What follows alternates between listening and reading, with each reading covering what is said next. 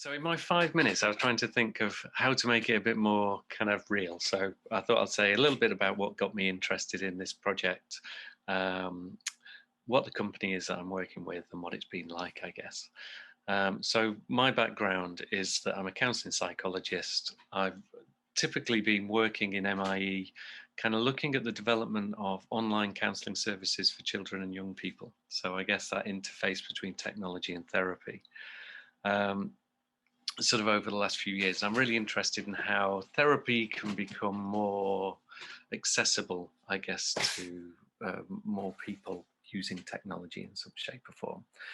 And I didn't go through the whole process that Joanne's just described. I was co-opted into this project right at the beginning from a computer scientist at Manchester. So they'd been through the application phase and kind of created this link with a company that had a particular question.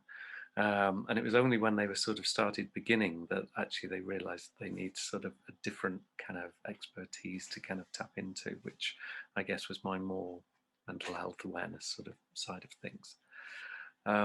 So the project is linked to this organization called Voice IQ. So Voice IQ are they're an artificial intelligence company, something that seems like a dark art to me, and I know very little about. And what they hope to do is to create a product that, well, typically they work with companies like finance and that is telephone based. So I don't really know how to describe their work anymore in that sense. But I guess if you were phoning up someone to get insurance, then they're the sort of companies that they might work with. And their hope is that they use artificial intelligence running in the background of these conversations to create certain indicators for the call receivers. So this is a very different territory to the one that I've historically been working in. But their question or their interest is about developing something to identify potentially vulnerable customers.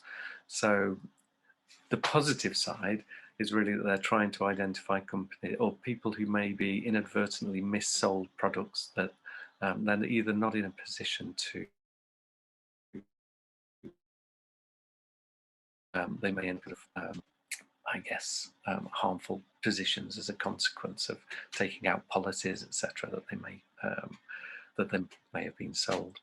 This whole territory is the new bit for me, but they wanted me, I guess. So at the point I became involved, they had this question, and they had these computer scientists who were kind of working on how they could identify certain vulnerability indicators. But what they didn't have was really a knowledge about how we might actually understand vulnerability in a more complex kind of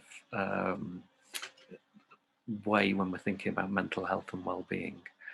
So I guess crudely, where we came into it, the company were trying to identify particular neurological patterns. So they were looking at things like aphasia and a certain kind of right hemisphere brain disorder that can be identified through speech patterns. And they were sort of equating this to vulnerability, when I guess, just vulnerability is a complex, multifaceted kind of area which can involve areas like biology, psychology, socio-economic kind of issues, etc., etc. So I guess that's the bit that I'm adding to this, is sort of trying to make that more nuanced.